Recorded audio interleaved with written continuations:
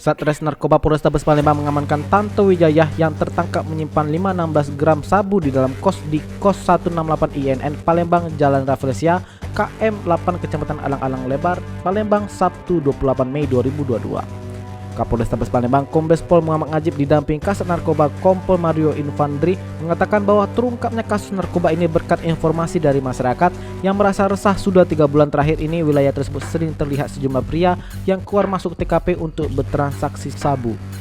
Lebih jauh dikatakan Kapolrestabes bahwa saat dilakukan penggeledahan didapatkan barang bukti sabu sebanyak 516,63 gram sabu buah kantong plastik, 1 buah timbangan digital, dan ponsel milik Xiaomi.